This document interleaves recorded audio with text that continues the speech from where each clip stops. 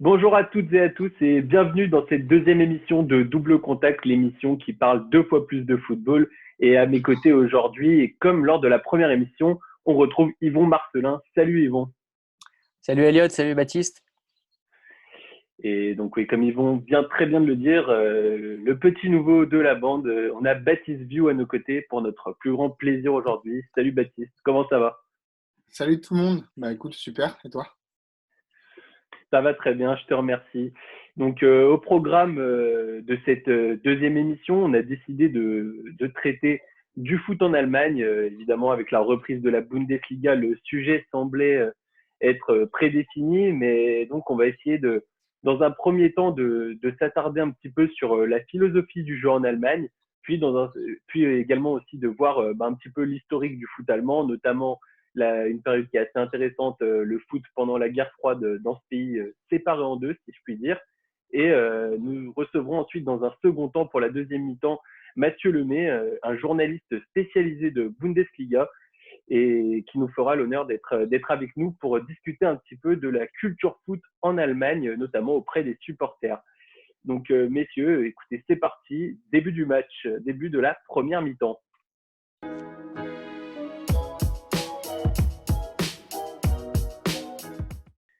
Et c'est donc le début de cette première mi-temps où on va dans un premier temps parler de la philosophie du jeu allemand. Donc un sujet plus qu'intéressant parce qu'on le sait, le football allemand a des caractéristiques assez particulières. C'est un football qui est réputé pour être offensif et porté vers l'avant. C'est d'ailleurs Peter Zeidler, je ne sais pas si vous le connaissez messieurs, qui était passé par Tours en Ligue 2, qui avait dit s'il y a beaucoup de buts en Allemagne, c'est parce qu'on joue plus vers l'avant, il y a moins de passes latérales, moins de passes en retrait, ça joue moins la possession et la conservation du ballon, on prend plus de risques. Donc une citation qui résume parfaitement la manière de voir les choses chez nos voisins germaniques. Mais malgré cet esprit offensif, on remarque aussi quand même qu'il y a une certaine rigueur et une certaine solidité dans les équipes allemandes, même si évidemment on est bien loin des grands stoppeurs des années 90-2000 et notamment avec le marquage individuel strict. Et donc, oui, on assiste chaque week-end à une pluie de buts en Bundesliga et pour cause, la moyenne de buts la saison dernière, donc sur l'exercice 2019-2020, la moyenne de buts en Bundesliga par match, elle était de 3,12 et donc elle était la première des 5 grands championnats et notamment à titre de comparaison, si on prend la Ligue 1, elle était justement sur la dernière marche de ce podium à 5 championnats, si je puis dire, et elle était donc à 2,49 buts par match de moyenne, donc ce qui fait une différence quand même assez conséquente. Donc du coup, la question qu'on peut se poser et que d'ailleurs je vous pose, messieurs, c'est comment est-ce qu'on explique qu'on joue comme cela en Allemagne et quels sont les facteurs justement qui ont participé à transformer le jeu jusqu'à l'emmener à ce qu'il est aujourd'hui, c'est-à-dire totalement tourné vers l'offensive.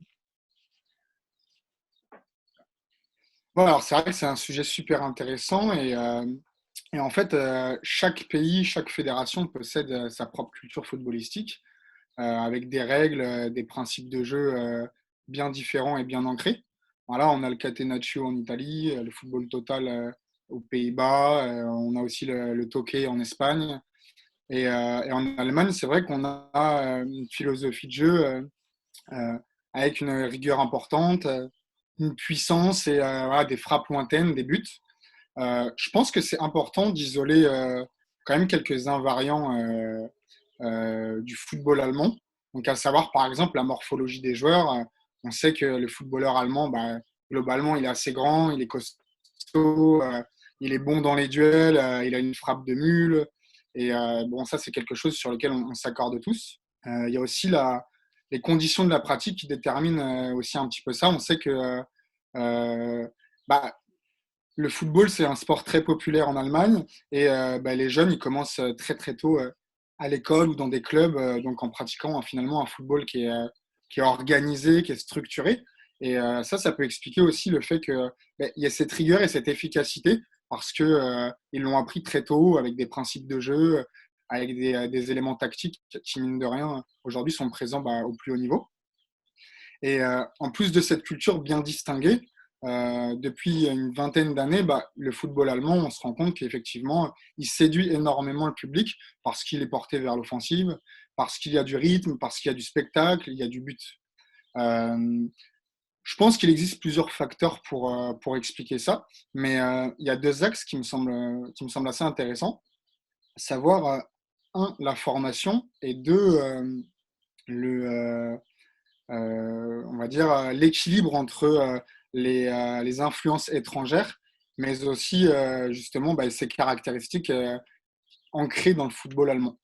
Donc au niveau de la formation, faut savoir que fin des années 90, début des années 2000, la fédération et les principaux dirigeants ont investi près de 700 millions d'euros de budget dans la formation. Donc, pour former finalement des jeunes Allemands qui plus tard joueront bah, au plus haut niveau en Bundesliga et en sélection. Parce que finalement, pour préserver cette culture, quoi de mieux d'avoir des joueurs de cette nationalité qui connaissent parfaitement leur football et qui sont capables de le reproduire au plus haut niveau. À travers cette formation, ils ont pu investir voilà, à travers cet investissement, ils ont investi bah, dans les infrastructures, dans la formation d'entraîneurs, dans de la recherche, dans pas mal de choses. Et ils ont aussi finalement repensé le football d'un point de vue beaucoup plus moderne. Donc avec un accent sur bah, la tactique, avec de nouveaux principes de jeu, la technique, les libertés individuelles, l'intelligence de jeu et aussi en changeant un petit peu finalement les critères de sélection des plus jeunes. Parce qu'il faut savoir que le football moderne, il n'est pas essentiellement sur le physique et sur la puissance, mais il se traduit aussi par une certaine technique, de la vivacité, de la rapidité, une compréhension du jeu importante, des éléments tactiques qu'on retrouve aussi bien sur l'offensif que le défensif. Et ça, finalement, ils l'ont compris très tôt. Bah justement, sans vouloir te couper, mais je vois Yvon qui avait l'air de vouloir réagir à cet axe vraiment de la formation. Donc, bah, Yvon, je t'en prie, si tu veux compléter sur ce point-là. Bah non, je suis totalement d'accord avec ce qu'a dit Baptiste. En fait, c'est ça, c'est à l'aube des années 2000. L'Allemagne, qui a toujours été quand même une grosse sélection avec des clubs importants qui pesaient au niveau européen, bah, a connu un creux en fait. Par exemple, lors de la Coupe du Monde 98 en France, l'Allemagne a été, je vais pas dire humiliée, mais a été écrasée par la Croatie lors du mondial en France, une défaite 3-0. S'en est suivi derrière 2 ans après l'Euro 2000 aux Pays-Bas où les Allemands ont été sortis dès le premier tour avec seulement un point. Donc ça a poussé la fédération en fait à faire une grosse remise en question sur la façon de voir le foot en Allemagne. Et donc il y a plusieurs changements qui ont effectués et dont Baptiste a parlé notamment au niveau de la formation. Donc c'était pas une volonté de faire table rase et de tout recommencer à zéro. Non, c'était une volonté en fait de puiser sur ce que les Allemands font de bien. Je sais pas, mais un exemple tout bête, mais depuis que je suis gamin, en fait, l'idée que j'ai du foot allemand, c'est celle d'un football assez puissant, rigoureux, assez bien développé tactiquement, avec des joueurs costauds, puissants, avec une mentalité de fer. C'est vraiment ça qui pour moi, fait le joueur type allemand. Eh bien, la fédération allemande a voulu garder cette mentalité-là du footballeur allemand prêt à tout pour gagner, à l'image d'un Lothar Matthäus ou d'un Franz Beckenbauer à l'époque, tout en y ajoutant des aspects qu'on ne voyait pas forcément au football allemand et pour la plupart ont été puisés notamment en Espagne. C'est-à-dire un jeu fait à base de passes courtes, de recherche d'espace, de la création d'espace, de la prise d'initiative, de la prise euh, avec le travail qu'ont les Allemands, avec aussi la refonte qui a été mise en place au niveau du système éducatif des entraîneurs. Tout ça a permis à l'Allemagne d'avoir des centres de formation beaucoup plus développés, beaucoup plus nombreux également, puisque la fédération n'a pas hésité à investir dans la création de centres d'entraînement. Et ça permet aujourd'hui à la sélection et aux clubs allemands de faire fructifier tout ça. On voit de plus en plus de clubs qui misent sur des jeunes de leur centre de formation, qui n'hésitent pas à les faire jouer en équipe première. Et l'équipe d'Allemagne a su en tirer profit, puisque en 2010, la sélection allemande a échoué en demi-finale de la Coupe du Monde, mais 4 ans après, elle était sur le toit du monde en remportant la Coupe du Monde au Brésil. Ouais, donc pour un petit peu pour synthétiser tout ça, c'est vraiment une manière de faire qui est, enfin, il y avait donc une volonté de restaurer bah, justement la grandeur de l'équipe nationale, et c'est un peu sur ça que le football allemand s'est reconstruit depuis le début des années 2000. Mais on voit qu'ils n'ont pas non plus totalement renié leurs principes, ils sont appuyés sur leurs points forts, à savoir, bah, comme tu disais, la solidité des facteurs qui étaient déterminants pour eux, mais ils sont aussi servis d'influence de coachs étrangers notamment pour développer leur football et essayer d'atteindre un modèle qu'on pourrait juger presque parfait, enfin, selon eux, qui essayaient d'approcher la perfection justement en associant les différents styles et les différents courants d'idées, si je puis dire. Et donc, bah, on voit vraiment, donc aujourd'hui, enfin, il y a certains coachs qui, j'imagine, vous viennent en tête concernant ça. Je ne sais pas si vous voulez un petit peu développer sur la question. Non, non, c'est clair, moi je suis tout à fait d'accord avec ce que vous venez de dire. Euh, voilà, l'un des rôles clés quand même aujourd'hui dans le football, bah, c'est le poste d'entraîneur. Et il y a une vague d'entraîneurs bien plus complets, bien plus audacieux et très ouverts à l'idée de voilà, utiliser des courants un petit peu qui existaient à l'étranger, comme en Espagne ou aux Pays-Bas avec le football total. Et, et voilà, on pense tous un petit peu aux mêmes entraîneurs, Thomas Tuchel, Jürgen Klopp. Puis on a même eu au final aussi des entraîneurs qui venaient directement de l'étranger. Voilà, le meilleur exemple que je peux donner, c'est Pep Guardiola, même s'il n'a pas eu le titre suprême sur la scène européenne.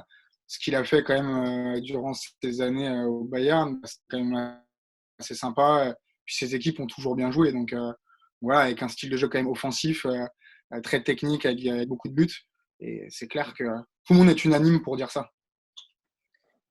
Ouais, et puis c'est également le cas cette année avec, enfin c'était déjà le cas aussi avant avec lui, mais avec Lucien Favre à Dortmund, qui a un style de jeu propre à lui et qui rencontre pas mal de succès. Alors c'était déjà le cas en France à Nice, mais là aussi en Allemagne avec Dortmund, hein, là où il est depuis 2018.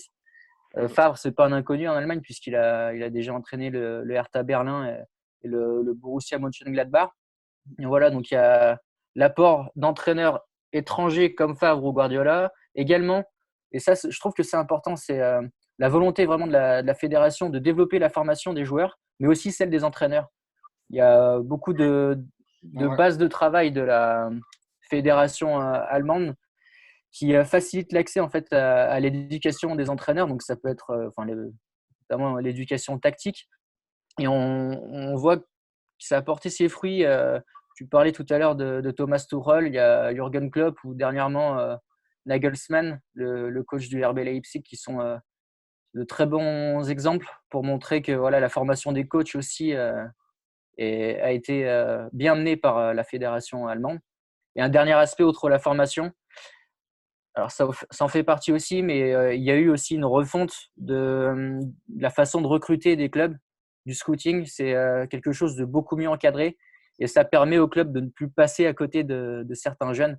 J'avais lu un exemple plutôt, c'était, alors je ne sais plus de quelle année ça date, mais c'est en gros la fédération qui avait failli manquer Miroslav Klose, qui a finalement été découvert assez tard. Hein, je crois que c'est aux alentours de 21 ans, si je ne dis pas de bêtises. Et depuis, Miroslav Klose, c'est le deuxième joueur le plus capé de l'équipe d'Allemagne et c'est surtout le meilleur buteur de la sélection. Et sans un travail de scouting un petit peu plus poussé, malheureusement, l'Allemagne serait passée à côté de Klose.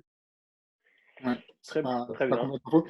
Et moi, j'aimerais bien aussi ajouter un petit point par rapport à ces influences étrangères. C'est aussi au niveau des joueurs, parce que mine de rien, c'est important. Voilà, il y a quand même eu une vague d'immigration en Allemagne avec notamment des Turcs, des Maghrébins et diverses origines. Et en fait, ces joueurs-là avaient des caractéristiques physiques différentes de celles des Allemands. Ils n'étaient pas forcément aussi grands, aussi costauds. Euh, Moi, les meilleurs exemples que j'ai, c'est avec Mesut Özil et Gundogan. Voilà, c'est des joueurs qui ont un centre de gravité beaucoup plus bas, qui sont très très agiles, dotés d'une technique largement au-dessus de la moyenne, avec une supervision du jeu. Et effectivement, quand on a des joueurs comme ça dans son effectif, la manière de jouer, elle change complètement et finalement, la philosophie de jeu, elle change aussi. on est beaucoup moins dans du physique et des frappes de loin. On est beaucoup plus sur un jeu de possession agréable à regarder et très, très tourné vers l'offensive. Et, euh, et ça a aussi évolué avec voilà, l'arrêt Bosman en 92, avec notamment et la possibilité de recruter beaucoup plus de joueurs. Et c'est important. Mais du coup, les Allemands ont, entre guillemets, gardé leurs acquis avec cette rigueur et cette efficacité dont on a parlé plusieurs fois, et en modernisant aussi avec une touche beaucoup plus technique, tactique et intelligente. Donc voilà, ça donne aujourd'hui un spectacle qu'on reconnaît tous en Bundesliga, et c'est vrai que c'est un championnat qui est super agréable à regarder maintenant. Ah non, mais c'est sûr qu'en fait, vraiment, bah, c'est justement cette combinaison des styles et justement, bah, ils ont gardé de base, comme je le disais, bah, leurs points, ils ont gardé que les points forts en voulant gommer bah, les points faibles dans leur style, dans le style de jeu allemand, s'il y en a un, parce qu'après, on sait qu'évidemment, chaque entraîneur a son identité, mais il y a quand même une forte identité culturelle allemande qui fait que beaucoup d'équipes, bah, justement, sont tournées vers l'offensif. Et ouais, donc c'est vraiment ce mélange-là des cultures, des courants de pensée. Et c'est en ça qu'ils ont bien fait d'aller puiser un peu de chaque côté, parce qu'aujourd'hui, ouais, on voit un football ultra spectaculaire et qui est très plaisant pour les spectateurs qui se rendent au stade. Mais du coup, bah, pour un petit peu aller dans la suite des choses, parce que là, on parlait du coup du foot, de la philosophie du jeu allemand qui a été révolutionnée, si je puis dire, sur les 20 dernières années. Mais justement, il y a aussi pour revenir sur l'histoire du foot allemand, c'est un football donc, qui a une très grosse histoire, comme dans beaucoup de pays. Mais c'est hyper intéressant. Il faut savoir déjà que le foot allemand, lui, il a émergé à la fin du 19e siècle, un petit peu après les prémices en Angleterre. Il a connu de nombreux changements et des évolutions suite aux événements géopolitiques de 1918, 1945, 1990. Et donc, pour revenir sur cette période de la guerre froide qui permet de comprendre beaucoup de choses, au début de la guerre froide, il y a la Deutscher Fußball Bund, donc excusez-moi pour mon accent qui doit être pathétique. En fait, cette ligue, elle existait déjà au début du 19e et elle a été remise au goût du jour en 1949, quelques semaines après la création de la RFA. Donc, c'était le championnat de l'Allemagne de l'Ouest. Et c'est devenu d'ailleurs la Bundesliga qu'on connaît actuellement. Et donc, c'est devenu la Bundesliga en 1962. Et donc, aujourd'hui, c'est le nom du championnat allemand. Et ce championnat-là, c'était vraiment le championnat de référence en Allemagne. Et alors que de l'autre côté, en RDA, en ex-Allemagne communiste, c'était la Fédération d'Allemagne de l'Est, mais qui en revanche, elle n'a été créée qu'en 1958 et qui semblait beaucoup plus archaïque que son voisin de l'autre côté du mur. Donc justement, Yvon, je pense que tu vas nous en dire un petit peu plus sur ce sujet-là, sur lequel tu as pas mal planché. Ouais, exactement. Tu as bien résumé les choses, tu as bien parlé du contexte de la guerre froide. Donc, faut savoir que, pour rappeler un peu l'histoire de l'Allemagne après 1945, c'est que voilà, afin d'éradiquer complètement le régime nazi et d'éviter une résurgence du militarisme dans le pays, les quatre grandes puissances de l'époque, donc les États-Unis, le Royaume-Uni, l'URSS et la France, ont décidé de couper l'Allemagne en deux, d'une partie à l'ouest qui était sous l'égide des alliés occidentaux, des États-Unis, du Royaume-Uni et de la France, et une partie à l'est sous l'emprise plutôt de l'URSS, avec également Berlin qui a été coupé en deux, exactement de la même façon, hein, l'URSS à l'est et de l'autre côté les trois autres puissances alliées. Cette division de l'Allemagne a entraîné donc une division des championnats de foot. Mais il faut savoir qu'en fait, donc, plus que le foot, le sport en général est quelque chose de très important pour mettre en avant une certaine doctrine, pour installer un pouvoir de façon un petit peu insidieuse. Et c'est notamment le cas de l'URSS, hein, pour qui la RDA est une vitrine du soviétisme et qui fait du sport un jeu essentiel. Le problème avec le football, c'est que c'est pas vraiment ce que préconise le soviétisme, hein, puisque à l'époque, dans le bloc de l'Est, c'est surtout l'amateurisme qui prévaut. Donc, en termes de foot, l'URSS et notamment donc les pays satellites de l'URSS, dont la RDA, misent plutôt sur les Jeux Olympiques. Donc, puisque la plupart des footballeurs soviétiques et communistes n'ont pas accès, n'ont pas droit au statut professionnel, mais donc amateur. Donc, c'est pour ça que la RDA a connu ses plus grands succès en tant qu'équipe nationale aux Jeux Olympiques, en terminant 3e aux Jeux Olympiques de Munich, en Allemagne de l'Ouest, et plus tard en étant médaillé d'or aux Jeux Olympiques de 1976. C'est un contraste total avec ce qui se faisait en Allemagne de l'Ouest, où là, le professionnalisme avait déjà vu le jour et où le football était vraiment un sport à succès, avec notamment le Bayern Munich qui, en 1974, a remporté la première Ligue des Champions de son histoire, qui sont suivies par 2 victoires consécutives encore en Ligue des Champions. Et il y a une date qui est très importante dans l'histoire des deux pays, c'est celle du 22 juin 1974. Pour resituer un petit peu, à l'été 74, eh bien, la Coupe du Monde, la 10e de l'histoire, a lieu en Allemagne de l'Ouest. Et à cette occasion-là, eh bien, lors du tirage au sort, pour la première fois de l'histoire, les deux Allemagnes tombent dans la même poule.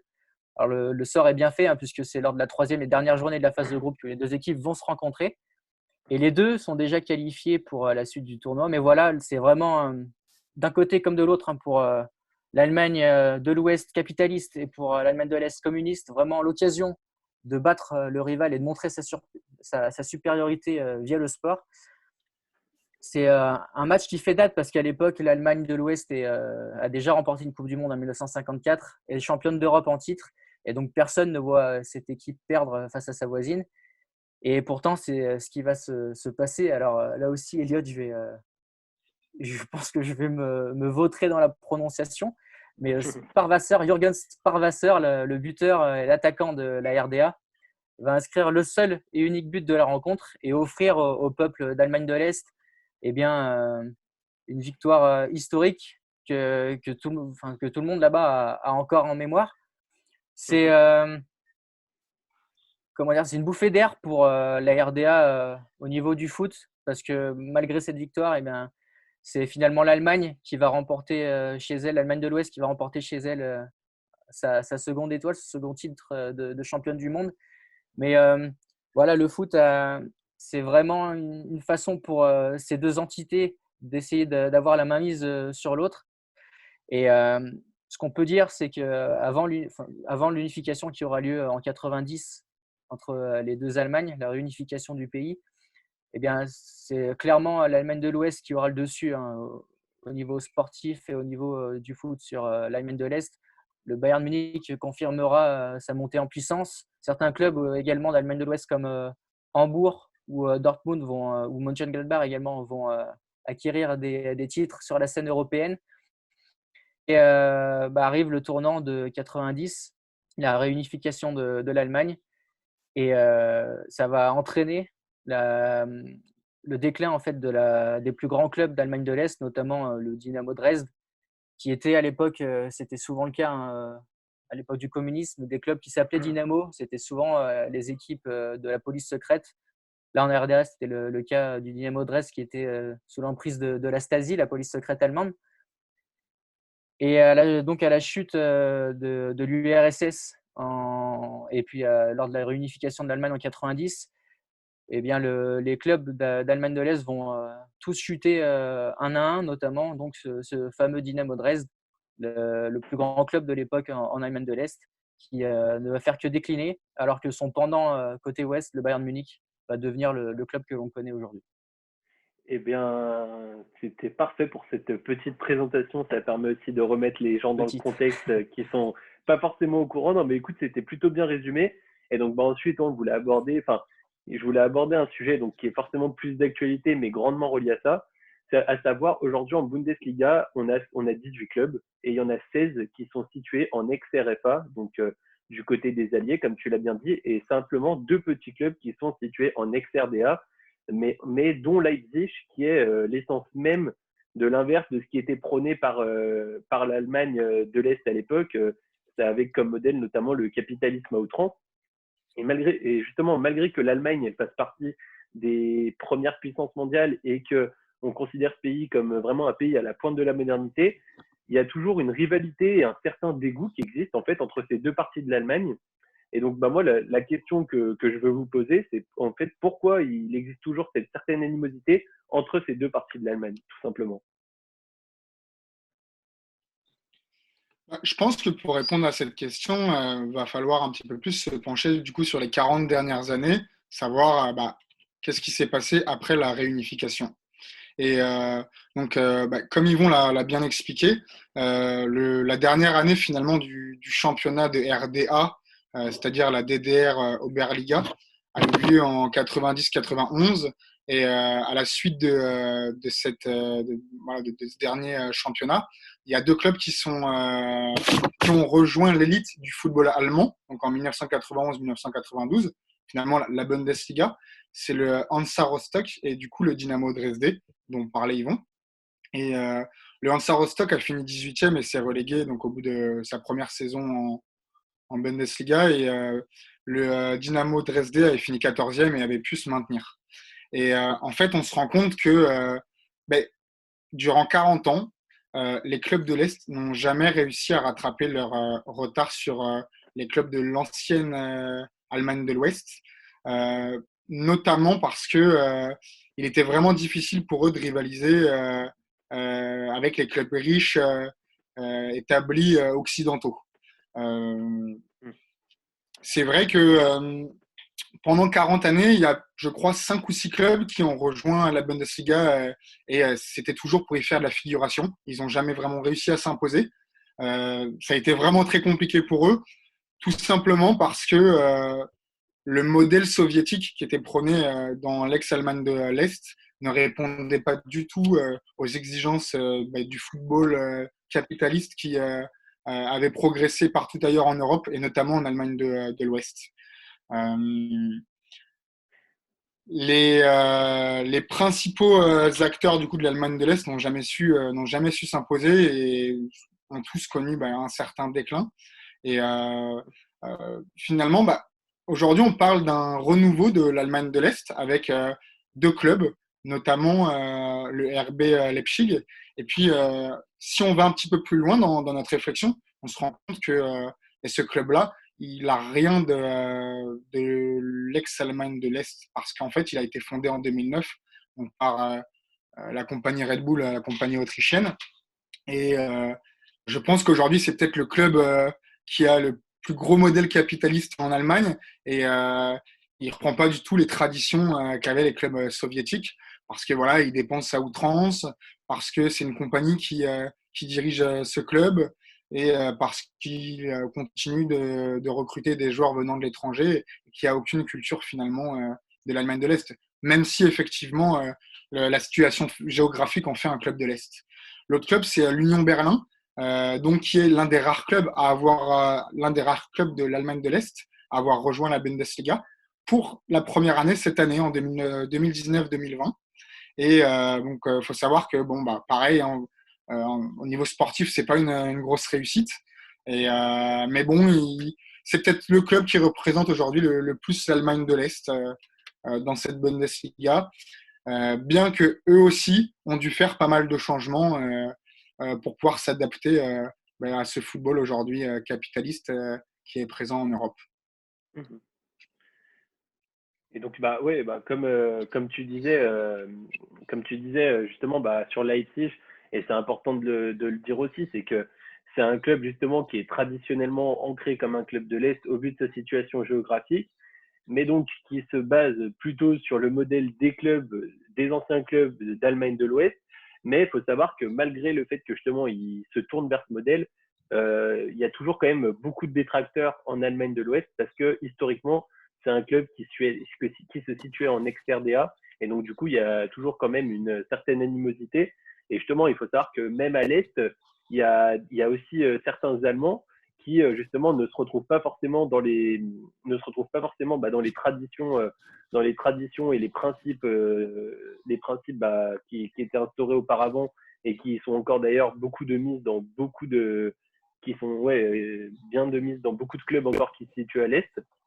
Et donc voilà, c'est vraiment comment dire, c'est vraiment un club en fait au final qui est plus détesté qu'aimé en Allemagne. Et donc du coup, pour rebondir un petit peu là-dessus, Yvon, moi je voulais un peu avoir ton avis sur justement cette mentalité entre l'Est et l'Ouest. Et justement, comme tu le disais en fait très bien, tu le disais très bien que la société, ou je sais plus si c'est Baptiste, mais que la société a évolué. Et en fait, vraiment avoir ton opinion sur ce foot qui est miroir de la société, entre guillemets, avec la consécration d'une idéologie qui se retransmet ensuite dans le football. Comment ça? Non, mais à savoir, je veux dire, dans le sens où, Tu... à la fin notamment à la fin de la guerre froide, donc on a la consécration du capitalisme sur le communisme, et on voit Ouais. justement que c'est les clubs de l'Ouest qui étaient basés sur ce modèle-là, qui ont survécu. Aujourd'hui, donc il y a encore 16 clubs sur 18, donc ce qui est énorme, qui sont sur ce modèle-là. Donc, un peu avoir ton avis justement sur cette question-là. Bah, je pense que le plus gros problème pour tous ces clubs d'ex-Allemagne de l'Est, c'est le fait déjà que la plupart d'entre eux n'avaient pas de joueurs professionnels, ce qui était totalement contraire à ce qui se faisait en Allemagne de l'Ouest. Donc, je pense que ça n'a pas favorisé le développement de ces équipes-là de l'autre côté de l'Allemagne. Il y a aussi le fait que, alors il y a eu le Dynamo Dresde, ça a été le cas également du Dynamo Berlin, puisque c'était la ville la plus représentative de l'Allemagne entière, si je puis dire, à l'époque, qui était également appelée Dynamo. Donc c'était également l'équipe de la Stasi, là où l'État, où l'URSS, où le parti communiste investissait de l'argent. Donc en fait, pendant des années, ces deux clubs-là ont reçu de l'argent de la part de l'État et ont été parfois favorisés également malheureusement, mais comme c'était un peu de coutume à l'époque du soviétisme, eh bien, favorisés pour avoir plus de chances de remporter un championnat, d'être plus souvent mis en avant, etc. Lors de la réunification de l'Allemagne, ces clubs-là n'ont plus l'apport de l'État pour les soutenir, pour les aider, et ont dû faire face à des clubs qui étaient beaucoup plus développés qu'eux. Je crois que, alors, lors de la première saison où les clubs d'Allemagne de l'Est ont joué en Bundesliga, Baptiste, je ne sais plus ce que tu as dit, je crois que c'est les clubs qui en faisaient partie. Il y avait Hansa Rostock Il y avait le Hansa Rostock exactement qui a fini dernier. qui est descendu Il y avait- directement, voilà, c'est ça. et le Dynamo Et le Dresde qui est Dynamo qui a fini 14. ouais, et voilà, le Dynamo Dresde, en l'espace de 4 ou 5 ans, je ne sais plus trop, mais voilà, a été relégué. Et c'est un club qui n'avait pas le statut pour jouer en D2 allemande, qui a été relégué en D3 au niveau régional et qui a végété quelques saisons à ce niveau-là. Également en D4, c'est le plus bas où le club est allé. Et c'est un club qui n'a jamais pu remonter dans l'élite du football en Allemagne et qui aujourd'hui est toujours en 2 Bundesliga. Donc voilà, c'est un problème. C'était quand même assez mal géré par le Parti communiste. Après, voilà, c'était la façon de faire de l'époque, mais ça a complètement desservi ces clubs-là qui, face à des clubs beaucoup plus structurés qui étaient en Allemagne de l'Est, eh bien, n'ont rien fait d'autre que couler. Ce qui permet à une équipe comme Leipzig d'exister en Bundesliga, c'est justement l'apport de Red Bull. Et déjà, le fait que ça soit une ville à l'Est, un club de l'Est qui est sorti de nulle part et qui en plus est contrôlé par une grosse firme étrangère, ça apporte pas mal d'animosité, oui, chez les personnes à l'ouest de l'Allemagne. C'est sûr. Pour reprendre ce que tu disais, en- au-delà du fait que ça a été pas très bien géré par les clubs de l'Est, faut aussi dire que voilà, ils se sont retrouvés quand même sans défense immunitaire face aux règles capitalistes qui existaient quand même déjà en Allemagne de l'Ouest. Euh, et puis ces règles-là ont été renforcées avec voilà l'arrêt Bosman en 92 et 95. les équipes Non. ouais, et donc les équipes du bloc communiste se sont fait aussi rattraper par leur faiblesse sportive. Comme tu disais, ils n'avaient pas de statut professionnel, ils avaient des infrastructures peu modernes, et aujourd'hui tout le monde en rigole parce que quand ils voient un gymnase pourri ou quand ils voient un stade pourri, globalement, il vanne un petit peu là-dessus en se disant que ça, c'est des infrastructures type ex-URSS et Allemagne de l'Est, tu vois. Donc tout le monde le sait. Et puis, ils avaient aussi des méthodes de travail bien à l'ancienne, quoi. Il faut pas être surpris en se disant que les joueurs qui arrivaient, c'était un footing pendant 1 heure, un petit peu façon militaire, tandis qu'à l'Ouest, c'était des méthodes qui étaient déjà plus poussées, tu vois, avec de la recherche sur ce qui se faisait dans les autres sports aux États-Unis, au Canada, de la recherche aussi de ce qui se faisait dans les meilleurs clubs en Angleterre, en Espagne. En fait, finalement, ils avaient vraiment déjà beaucoup de retard et ils n'ont jamais su le rattraper. Mais par rapport à ce que tu disais également, et quand tu parlais du déclin de certains clubs, c'est là où on retrouve la vraie identité des clubs de l'Est. On les retrouve dans les championnats inférieurs, en fait. On les retrouve pas en Bundesliga. On les retrouve au 2e niveau ou au 3e niveau.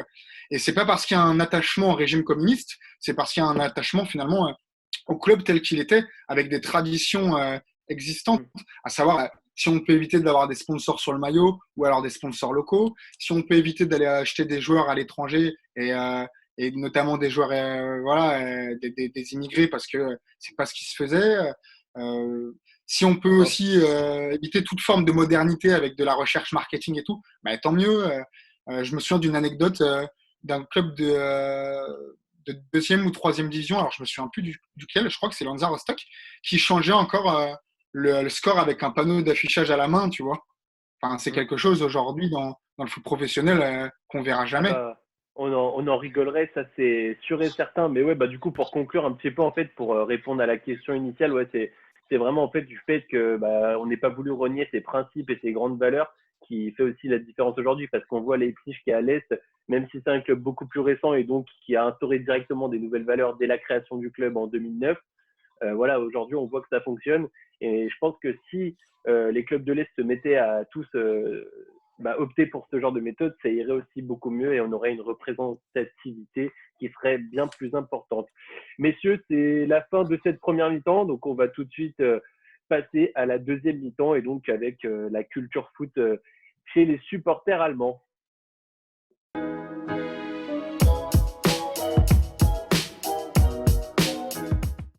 Et c'est donc parti pour cette deuxième mi-temps et donc avec l'entrée en jeu de Mathieu Lemay qui est journaliste pour football365.fr. Bonjour Mathieu, ouais, comment ça va? Bonjour à vous tous. Merci infiniment pour votre invitation. Je suis très touché, surtout de participer à un nouveau podcast que je découvre. En tout cas, merci beaucoup. Eh ben c'est avec grand plaisir. Donc on peut se tutoyer? Oui, avec grand plaisir, bien sûr. Allez-y. Eh bien, c'est super sympa. Donc, Mathieu, dans un premier temps, je voulais savoir si tu pouvais un petit peu te présenter et présenter également tes domaines, ton ou tes domaines d'expertise dans le football. En fait, ça a commencé il y a de cela une dizaine d'années quand j'ai commencé comme journaliste pour un site qui est fermé depuis, en fait, qui s'appelait fanatique.ca. J'ai couvert les activités notamment de l'équipe locale de ma ville, l'Impact de Montréal.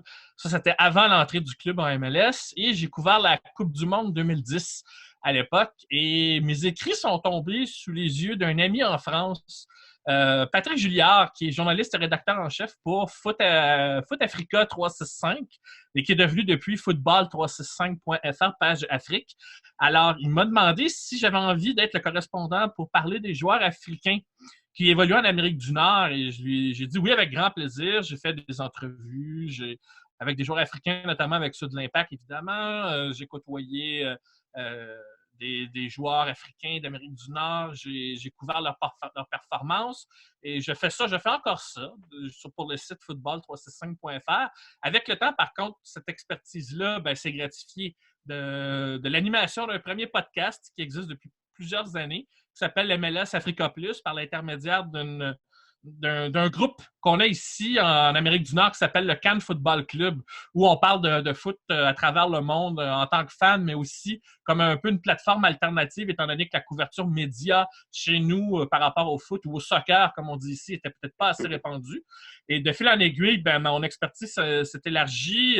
J'ai été amené à collaborer comme chroniqueur pour un nouveau site qui existe depuis un peu plus d'1 an qui s'appelle Culture Soccer, où là, cette fois, on fait la promotion faire la promotion, c'est un bien grand mot, mais on essaie de mettre en lumière ce qu'est le football nord-américain ici. Et moi, mes écrits portent essentiellement sur ce qui se passe en dehors des terrains de façon générale parce que je m'intéresse aussi à ce qui se passe en dehors des terrains. Et en même temps, j'ai commencé un nouveau podcast sur la chaîne du Cannes Football Club sur le football allemand avec David Lortolari, qui est journaliste correspondant en France et que j'ai rencontré par l'intermédiaire d'amis communs à distance, bien sûr, et que j'ai eu la chance d'interroger sur le MLS Africa Plus. C'est comme ça qu'on a appris à se connaître. Et puis, donc, j'ai proposé l'idée et enthousiasmé, il m'a dit oui, parce qu'il ne parlait plus beaucoup de foot allemand. Vous avez remarqué, vous, en Europe, vous tous, qu'il n'est plus sur RMC comme chroniqueur régulier. Et puis, je trouvais ça dommage. On l'entendait seulement sur Radio Foot International. Et c'est un peu comme ça que je l'ai abordé depuis quelques mois. C'est notre première année à faire ce podcast-là parce que j'avais remarqué qu'il n'y avait aucune balado, aucun podcast sur le football allemand en français. C'était une des ligues, la Bundesliga, entre autres, qui, moi, me plaisait beaucoup, même si je suivais un peu de tout. Et à l'époque de Fanatic.ca, j'avais écrit sur le football allemand en partie. Donc, c'est un peu comme ça là, où j'en suis maintenant. Comme vous voyez, mon expertise est assez large. D'accord. Et en tout cas, oui, on mettra le nom des deux podcasts que tu animes dans la description de la vidéo. Et c'est en tout cas des podcasts que moi, personnellement, notamment le Kaiser Foot, que j'écoute assez régulièrement, qui sont des très bons podcasts. Et donc, je vous conseille à tous. Mais donc, du coup, on voulait un petit peu parler avec toi. Du coup, dans une première partie, nous, on a parlé de la philosophie du jeu allemand et de son histoire, de l'histoire du foot allemand. Et donc, on voulait revenir avec toi un petit peu s'attarder sur la culture du foot en Allemagne et un petit peu le rapport que ce pays a avec ce sport, ce magnifique sport qu'est le football. Et savoir un petit peu ton opinion là-dessus. Ben, comment ça a commencé? C'est vraiment quand, disons, chez nous en Amérique du Nord, ce football était devenu accessible. C'était à partir de la première moitié des années 2000. Tous les matchs qui étaient diffusés en Europe devenaient de plus en plus télévisés. Ça a commencé bien évidemment par le football anglais, mais par la suite, la Bundesliga était disponible, le football espagnol. Et à force de regarder un peu ce qui se faisait dans les différents pays d'Europe, du moins pour ce qui est des grosses cylindrées en France, en Italie, tout ça, j'avais remarqué qu'il y avait quelque chose par rapport à ce football allemand qui, moi, me charmait d'abord au niveau du jeu.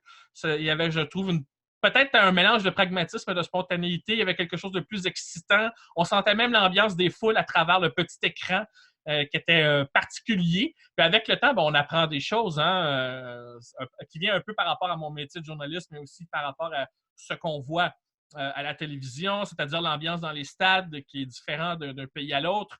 Il y a aussi les performances d'équipe nationale aussi. Les Allemands comme équipe nationale, depuis les années 90 que je les regardais, et même un petit peu les années 80 quand j'étais jeune, je trouvais qu'il y avait quelque chose de particulier avec cette formation et dont certaines choses, moi, me rejoignaient comme personne, comme être humain qui suit le sport.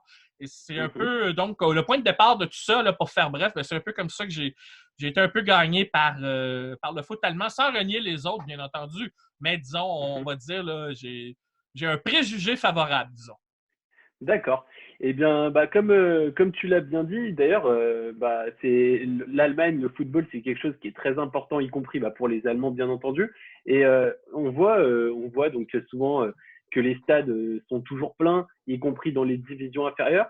Et également, notamment les déplacements de supporters. On voit quand il y a des matchs à l'extérieur, régulièrement, on entend, même nous qui sommes en France, et j'imagine toi aussi au Canada, des déplacements de supporters. On entend 10 000 supporters qui se sont déplacés dans un stade.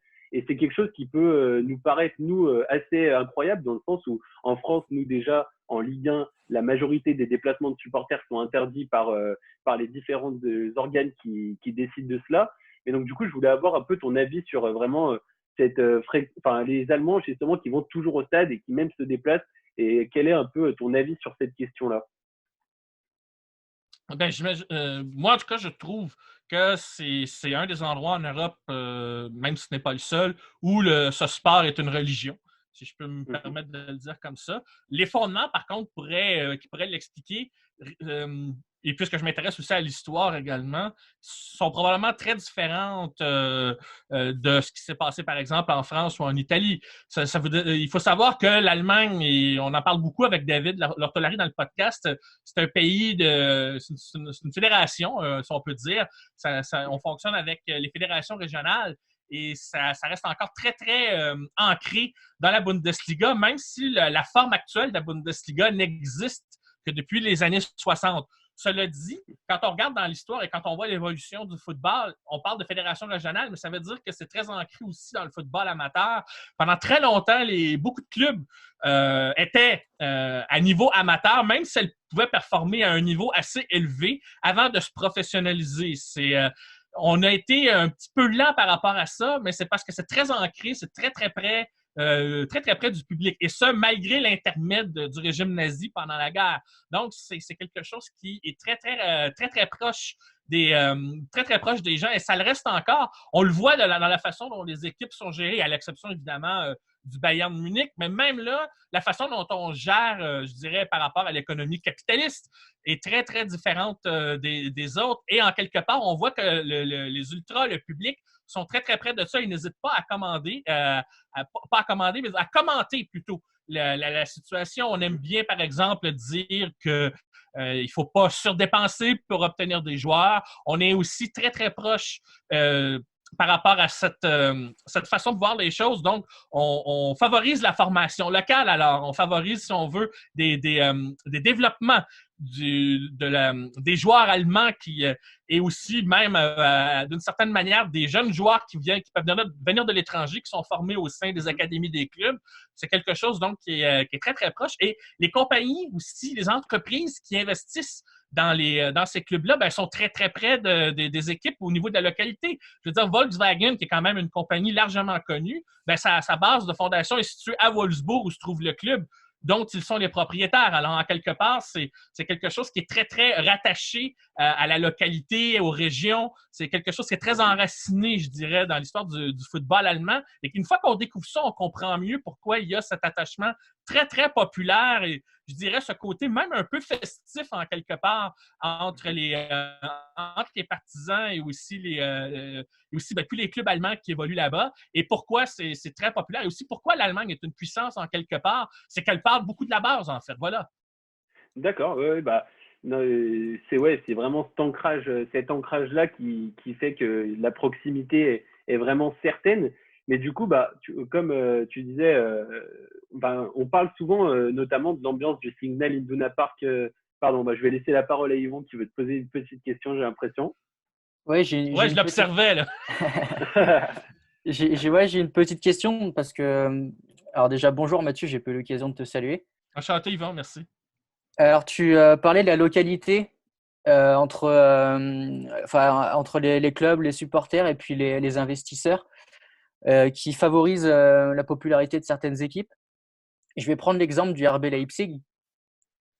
Est-ce que tu as peur qu'il y ait de plus en plus d'investisseurs étrangers, par exemple, qui, malgré la règle de 50+1, essayent d'investir dans le football allemand et que ce soit au détriment de la culture du supporterisme en Allemagne dans un futur, on va dire, à moyen long terme?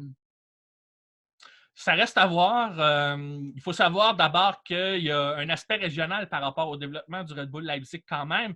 C'est que c'est rattaché à un pan historique du fait que l'Allemagne, pendant longtemps, n'a pas été unifiée après la guerre. C'était l'Est contre l'Ouest. Et il se trouve que le Red Bull Leipzig est situé à l'Est. Mais historiquement, il y avait une équipe basée là-bas, qui en était une autre. Alors donc, la question que tu me poses, Yvon, se rattacherait plus à la nature des propriétaires. Cela dit, la façon de fonctionner de ce que j'appellerais la synergie Red Bull, et je suis bien placé pour en parler parce qu'ils ont une équipe en MLS en Amérique du Nord qui sont les Red Bull New York. Et leur philosophie, c'est justement, et c'est peut-être ce qui va les aider, je pense, à être entre guillemets acceptés, c'est que contrairement, par exemple, au Qatar qui achète le Paris Saint-Germain ou les Émirats Arabes Unis qui ont acheté Manchester City, et là, les Saoudiens qui parlent d'acheter Marseille ou Newcastle, peu importe, c'est qu'on ne veut pas mettre des milliards sur la table et penser qu'on peut s'acheter un club gagnant en dépensant de l'argent ou en achetant par les fenêtres. On a plutôt une conception de dire non, on va gérer les dépenses et on va quand même favoriser le développement. Et au Red Bull Leipzig, c'est beaucoup le développement qu'on favorise, même s'il y a une synergie avec d'autres équipes.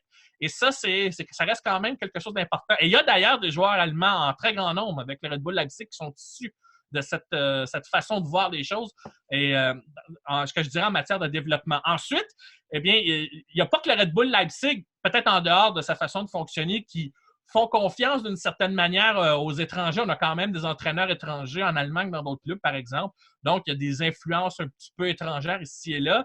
Et donc, l'Allemagne n'a jamais vraiment fermé les portes à cette influence-là. Le truc, je pense, c'est la façon dont le club est géré. Et ça, c'est ce qu'on a craint au départ en Allemagne lorsque le Red Bull est arrivé. On a parlé, entre autres, en Allemagne de Plastic Club, donc de la façon de bâtir le club, justement, comme je le disais, à partir de gros investissements. On a reproché la même chose à Hoffenheim lorsque Dietmar Hopp, le milliardaire, est arrivé, puis à cette époque-là, Hoffenheim était, je pense, en 3e division. Mais ils ont investi, mais de façon quand même assez sage et en restant autant que possible enraciné parce qu'on sait très bien qu'en Allemagne, on te surveille, si je peux dire. Les fans ont un très, très fort droit de parole, mais il y a aussi des instances qui observent les choses.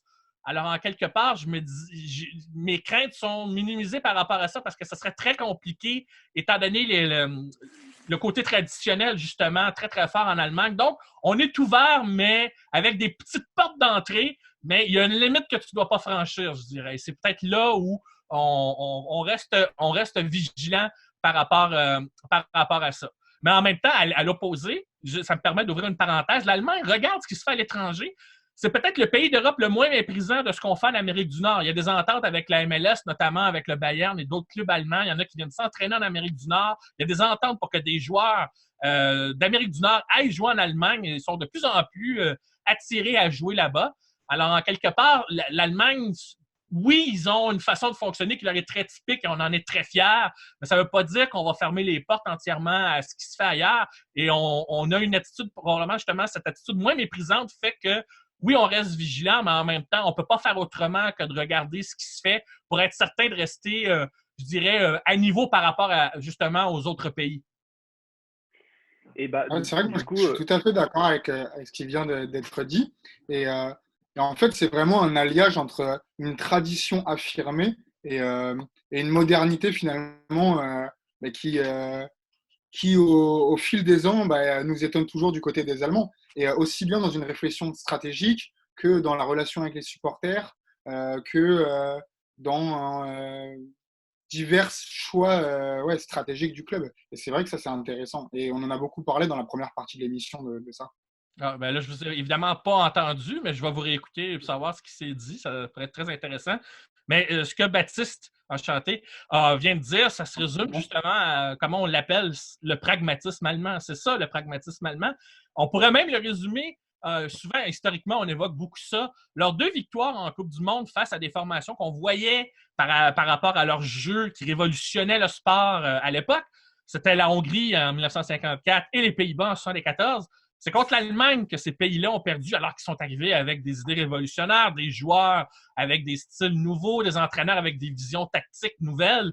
Et c'est l'Allemagne qui les a battus. Et pourtant, l'Allemagne va retenir de ces pays-là et de ces styles-là des éléments qui ont servi à forger ce jeu qu'on aime et qu'on aime voir en Bundesliga. Alors, vous voyez, c'est comme s'ils avaient leur façon de voir très pragmatique, mais on regarde ce qui se fait ailleurs puis on se dit ça fait du sens. C'est attractif. On pourrait travailler avec ça. Donc, on prend des parcelles ici et là et on s'en sert pour progresser d'une façon moderne aussi. Et c'est une façon de voir qui est une forme de pragmatisme allemand, mais qui est loin d'être conservatrice. Oui, bien sûr. Et moi, justement, avant cette petite aparté, moi, je voulais un peu avoir ton avis aussi sur, comme je disais, on parle souvent de la superbe ambiance du Signal Iduna Park de Dortmund, le club dont Baptiste a le maillot sur lui actuellement. Et on en parle souvent d'ailleurs comme l'une, voire si ce n'est la meilleure d'Europe. Mais d'ailleurs, dans tous les stades allemands, souvent l'ambiance elle est au rendez-vous. Contrairement à beaucoup d'autres championnats, moi je prends pour exemple la Ligue 1 qui est quand même assez plus proche que nous et c'est rare que sur la dizaine de matchs qu'il y a par week-end, l'ambiance soit toujours exceptionnelle. Mais du coup, je voulais un peu avoir ton opinion là-dessus. savoir si cette volonté d'animer les tribunes et cette culture un petit peu ultra, cette volonté, si elle était vraiment ancrée dans la mentalité allemande et si c'était quelque chose de culturel chez eux ou alors d'où est-ce que ça provient, quoi. C'est très intéressant. Il y a eu un excellent article l'an dernier écrit par un chroniqueur pour EcoFoot qui s'appelle Antoine Blouin et qui pose la question justement, quelle est la recette miracle des stades allemands entre profit, affluence et ambiance? Et je trouve que son article résume très, très bien la situation. Parce que les caractéristiques, comme je le disais, c'est qu'on est effectivement très, très près du peuple, si on veut, par rapport peut-être à d'autres pays, j'imagine. Ouais. C'est-à-dire qu'on ne laisse pas les considérations financières ou capitalistes éloigner, si on veut, le public des clubs. C'est ce qui est effectivement très singulier. Ensuite, il y a d'importants COP, comme vous le dites chez vous, qui, dans les stades, lorsqu'on permet la présence de ces COP-là avec des places debout, bien, ça permet cette ambiance-là. L'Allemagne a décidé de conserver des segments dans leur stade comme ça. Et ça fait des places populaires avec des prix abordables. Et donc, il y a une offre d'hospitalité donc, qui est diversifiée qui peut à ce moment-là permettre à ce stade-là d'être rempli. Parce qu'on se dit que le mélange comment je pourrais dire ça, d'accueil avec des prix raisonnables par rapport aux billets, avec une diversité de public, et aussi le fait que les droits de télévision sont quand même très abordables, que la Bundesliga se vend pas si mal à l'étranger, même si ça se compare pas avec le foot anglais. C'est comme si on se disait, on n'est pas obligé de vendre avec des milliards ou de battre des records. Si on a ce qu'il faut suffisamment puis qu'on gère bien nos dépenses, on continue donc de rester très, très proche très, très proche du peuple, si je peux dire, ou proche des fans, si vous préférez. Et je pense que les clubs de Bundesliga s'entendent là-dessus. Il y a une solidarité à se dire qu'il faut rester proche des fans parce que les fans sont au centre du modèle économique qu'on veut implanter. Donc, ça reste toujours quelque chose de très important. On est très à l'écoute de ce qu'ils ont à dire. Alors, donc, on garde une politique de bas prix, comme je le disais. Donc, ça permet de rester proche. Les catégories de billets, donc, permettent de les rendre accessibles à de plus en plus de personnes. On essaie de faire valoriser l'expérience client, j'imagine, à un autre niveau, tout en gardant le côté traditionnel qu'on évoquait tantôt. Donc, ce qu'on disait, mélange de modernité et de tradition. C'est-à-dire que les dirigeants ne pensent pas uniquement qu'au profit. On veut une ambiance, on veut des stades remplis. Et la meilleure façon, c'est qu'on n'est pas obligé de maximiser les prix pour ça. On considère que la meilleure façon de remplir un stade, c'est encore de le garder abordable. Et on sait que l'ambiance fait souvent partie du spectacle en Bundesliga au même titre que le jeu sur le terrain.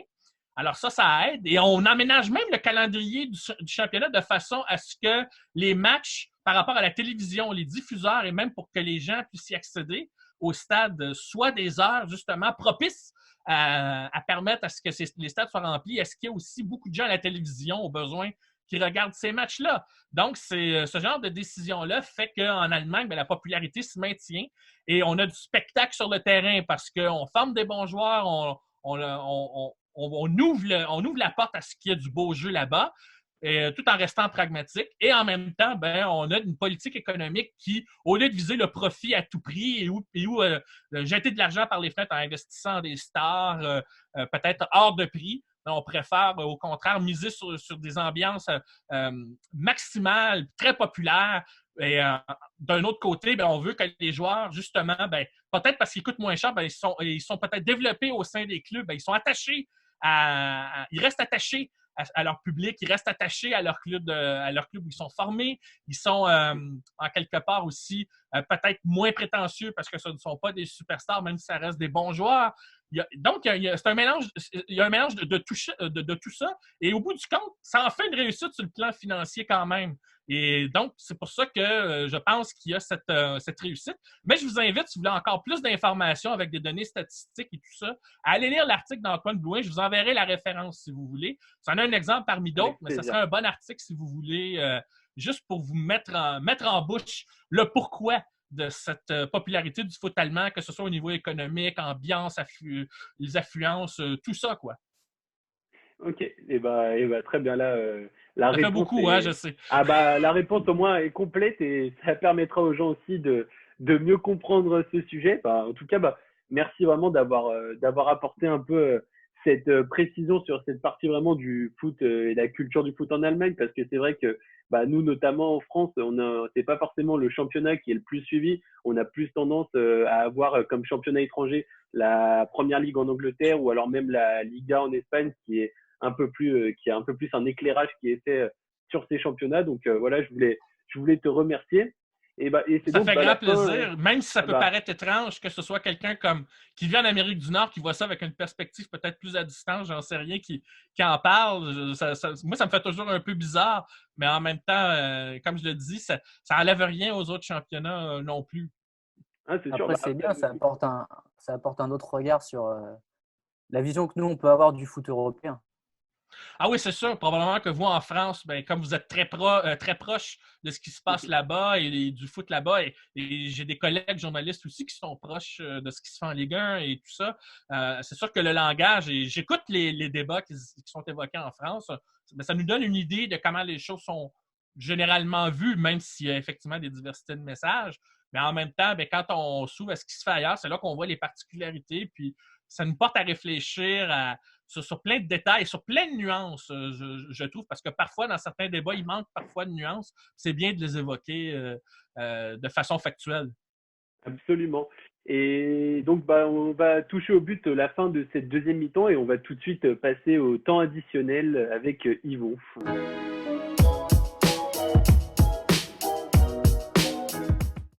Alors, tout le monde l'a vu, hein, notamment, tu as dû regarder ça avec attention, mais le championnat a repris ce week-end. Oui, et on va en parler cette semaine au Kaiserfoot, bien sûr. Un championnat allemand qui a repris ce week-end après donc l'arrêt dû à la crise du coronavirus. Et vous avez pu apercevoir dans un stade notamment la belle initiative de certains supporters, notamment ceux du Borussia Mönchengladbach qui ont décidé de mettre des cartons à l'effigie de certains supporters dans les tribunes de leur stade du Borussia Park, afin de rendre un peu moins terne les rencontres de Bundesliga qui se déroulent à huis clos désormais jusqu'à la fin du championnat, de la saison de Bundesliga 2019-2020. Mais il y a un club qui a eu une autre façon de faire pour réduire un peu le côté terne de ces rencontres à huis clos, c'est en Corée du Sud. Alors, je ne sais pas, les gars, si vous avez entendu parler de ça, de ce qu'a fait le FC Séoul pour remédier à ces huis clos. Ah non, du tout. En fait, le club a eu la très bonne idée de faire appel à des poupées gonflables. Plutôt, exactement, c'est un peu surprenant, mais voilà, utiliser des poupées gonflables plutôt que des cartons à l'effigie des supporters pour les placer dans les tribunes, les éparpiller un petit peu et donner le sentiment d'une présence à l'intérieur du stade pour rendre ces rencontres un petit peu moins ternes. C'est le club du FC Séoul qui a fait ça. Et évidemment, hein, c'est quelque chose qui n'est pas passé inaperçu par les téléspectateurs. Et donc, le club a été obligé de s'excuser via son compte Instagram et a prétexté une erreur au moment d'effectuer la commande. J'ai envie de dire, on a trouvé une autre utilisation possible à ces poupées qui sont capables de remplir des tribunes désormais. Très bien, merci pour cette petite anecdote, Yvon. En tout cas, très, très sympathique et qui, j'imagine, plaira à nos spectateurs. Et donc, on va entamer la dernière rubrique de cette émission, le petit jeu, le quiz du jour. C'est donc parti pour la prime de match.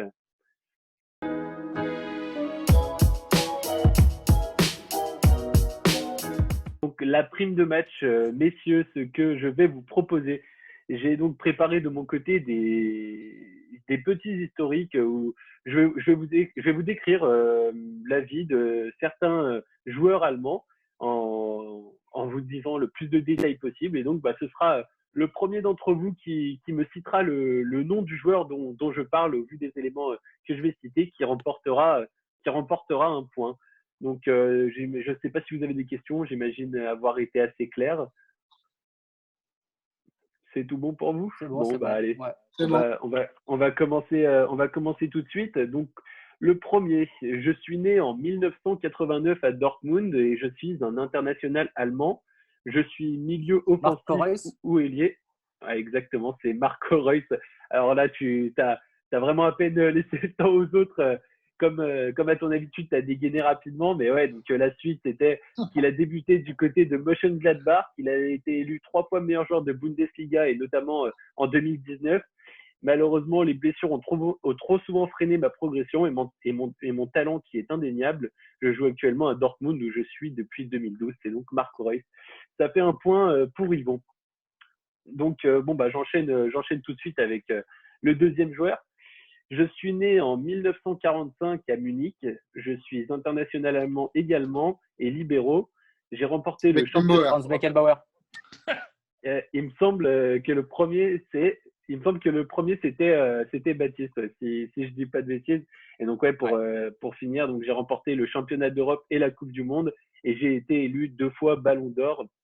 Donc, voilà, ça fait un petit point chacun. Là, on va passer Et dans le Kaiserfoot, rapidement, dans le Kaiserfoot, on a parlé de Beckenbauer dans le dernier épisode, mais surtout la période entraîneur. D'accord, ouais, bah effectivement, c'est un des rares qui a gagné la Coupe du Monde en tant que joueur et en tant qu'entraîneur. On le rappelle. Bah, donc, du coup, on va passer au troisième qui est un petit peu plus compliqué. Donc, on va voir si vous trouvez ou non. Alors, je suis né en 1960 à Schöne-Imst-Schwarzwald, excusez-moi pour mon accent. Je suis un milieu de terrain. Je suis passé par Fribourg, Stuttgart, Francfort, Karlsruhe, Schaffhaus, Winterthur et Frauenfeld. Jürgen Klopp? Non. Je suis surtout connu pour mon rôle d'entraîneur. J'ai entraîné en Turquie, en Autriche et en Allemagne. Je m'attarde énormément sur la tactique et je prône un football plutôt offensif. J'ai pris la tête de la sélection allemande en 2006. Joachim Löw. Ouais, Joachim Löw. Ouais, là, c'était. Heureusement que tu me donnes la fin. Ouais, la phrase, c'était plus compliqué, mais ouais, c'est bien Joachim Löw qui. C'est assez méconnu, mais qui a quand même eu une petite carrière de joueur, qui a joué au plus haut niveau et qui a donc alterné un petit peu entre l'Allemagne et la Suisse, notamment. Donc, ça fait 2 points pour Yvon, 1 point pour Baptiste, toujours. Et donc, on a un dernier joueur qui est encore un petit peu compliqué. Je dirais, on va voir un peu ce que vous en pensez. Alors, je suis né à Düren en 1954. J'ai été international avec ma sélection qui est la Mannschaft. Je suis passé par Cologne, Schalke 04, Fenerbahçe, le Bayern Munich et le Borussia Dortmund. Jouant pendant la guerre froide, j'ai joué pour la RFA. Je suis gardien de but et tristement célèbre pour l'affaire Battiston de 1982 Schumacher. lors de la Coupe du Monde. Ouais, c'est Schumacher. Bon, vu que là, pour le coup, oui. celui-là, je sais pas si on va le compter parce que bon, normalement, la main passe aux autres une fois que tu te trompes. Oui, c'est vrai. Non, c'est vrai. J'ai zappé. Pardon. Il y a pas de Il n'y a pas de souci. Vous êtes vraiment rapide quand même. Donc, voilà pour cette partie du quiz. Pour l'instant, 2 points pour Yvon, du coup, 1 point pour Baptiste, toujours. Et donc là, je vais vous proposer un petit jeu. Je vais vous donner une catégorie et chacun votre tour, vous allez devoir me citer le nom d'une personne là, qui fait partie de cette catégorie. Donc, si je vous dis les champions du monde en 2014. Donc, on va commencer avec notre invité. Les champions du monde allemands en 2014 qui faisaient partie du groupe. Donc, tu me donnes un joueur et ensuite on enchaîne. Et c'est le premier qui répète ou qui se trompe qui donne un point chacun aux 2 autres. Qui commence? Ouais, c'est toi qui commence. Alors, Schweinsteiger. C'est bon pour Schweinsteiger. C'est qui entre Yvon et moi? Vas-y, Baptiste. Ok. Thomas Müller? Thomas Müller, c'est bon. Klose, c'est bon. Philippe Lahm. Philippe Lahm, c'est bon. Mesut Özil? Mesut Özil, c'est bon. Boateng. Ouais, Boateng, c'est bon.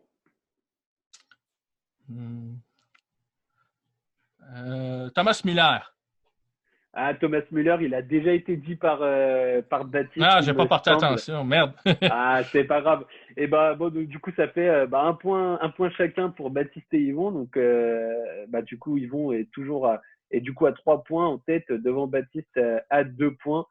Et donc, pour terminer dans le même genre, On va voir si un peu vous êtes incollable de la Bundesliga ou non. Je vais vous demander donc les 18 équipes de la Bundesliga. Donc, je t'en prie, à toi l'honneur encore une fois, Mathieu. Le Bayern Munich. Exact. Le Borussia Dortmund. Ouais. Le RB Leipzig. Yes, c'est bon. Le Borussia Mönchengladbach. C'est bon. Wolfsburg. Yes, ça passe. Le Werder Bremen. C'est bon aussi. Le SC Fribourg. C'est bon. Schalke 04. C'est bon aussi. L'Eintracht Francfort. Ouais, c'est tout. C'est bon aussi. Hoffenheim. Ah, c'était le mien. Yes. Alors, Baptiste, est-ce que tu vas te sortir de là? Je ne sais même plus si Cologne sont descendus. Mais tu sais quoi, je vais dire l'Union de Berlin. Au moins, ça, je suis sûr. L'Union de Berlin, c'est bon. Mayence. Mayence, c'est bon. Alors, moi, je vais dire Cologne, parce que je sais qu'ils sont là. Yes, Cologne, c'est bon. Baptiste. Francfort. Francfort, ça a déjà été dit, donc non, malheureusement, c'est bon. Ça fait du coup un point pour Mathieu et un point pour Yvon. Et donc, c'est Yvon, encore une fois, comme à la première édition, qui repart gagnant de ce petit jeu. Et donc, félicitations, Yvon, pour cette belle culture football. Merci. Et c'est donc déjà la fin de cette émission, ce deuxième épisode de Double Contact. Je voulais déjà te remercier, Mathieu, d'avoir été parmi nous. C'était vraiment un plaisir et un honneur, comme je te le disais. Si tu veux nous dire un petit mot sur tes podcasts avant de nous quitter. Alors, donc, c'est ça. C'est disponible sur Spreaker, Spotify, iTunes et d'autres plateformes. Les podcasts, c'est MLS Africa Plus pour les joueurs africains en Amérique du Nord, mais aussi à travers le monde. Lorsque l'occasion se présente, on fait parfois des entrevues, on couvre toutes sortes de sujets aussi aux alentours de ce continent. Puis, bien évidemment, le podcast Kaiser Foot qui porte à toutes les semaines sur le football allemand, les résumés d'activités en Bundesliga. On parle aussi de l'équipe nationale allemande et comme vous avez pu le voir aussi pendant le confinement, on a parlé de joueurs et on a tourné certaines pages d'histoire. On a parlé de ça un petit peu. David Lortolari et moi, donc, de ce football allemand dont on aime parler avec beaucoup de passion. Et on est là toutes les semaines. Et on est là pour répondre aussi aux questions sur Twitter. Si vous voulez nous rejoindre, @MattLemé, Lemee. C'est comme ça que ça s'écrit. Et Lorto, Lortho, qui est très connu en France de toute façon. Et pas seulement comme correspondant de foot allemand, mais aussi comme journaliste omnisport. On a l'occasion des fois d'en parler entre nous. Et il a écrit des livres, notamment sur les gardiens de but. Je vous encourage à aller lire ça. Pour ce qui est des médias écrits, bien, il y a culturesoccer.com. Je ne saurais trop vous encourager à aller lire ça de façon à peut-être... parce que je sais que j'entends souvent des messages un peu méprisants sur le soccer en Amérique du Nord ou le foot en Amérique du Nord. Je vous encourage à aller lire ce site et avec ces différents rédacteurs et auteurs. Il y en a qui viennent de France d'ailleurs, qui font partie des pères fondateurs du site. Et donc, pour découvrir un peu plus les facettes de ce football nord-américain et comment la formation se fait là-bas depuis quelques années et comment cette culture se développe, je ne saurais trop vous encourager à aller lire le site où j'y écris également. J'écris sur différents sujets de l'envers du décor. Et sinon, pour les joueurs africains, comme j'ai dit en début d'émission, football365.fr, page Afrique. Voilà. Eh bien, c'est parfait. J'imagine que les gens iront te lire et t'écouter avec grand plaisir, comme c'est le cas pour moi notamment. Et en tout cas, je voulais également vous remercier, Yvon et Baptiste, d'avoir été présents et animé cette émission. C'était vraiment agréable. Donc, un grand merci à vous deux. Et puis, Un plaisir. Merci Elliot. Merci Mathieu. Bravo à Baptiste pour son maillot en passant. Eh bien, nous, de notre côté, on vous dit à très vite et donc on se revoit prochainement dans la prochaine émission de Double Contact. N'hésitez pas à nous laisser un petit pouce bleu et des commentaires qu'on prendra grand plaisir à lire afin de faire au mieux dans les prochaines émissions. On vous dit à très vite. Salut tout le monde.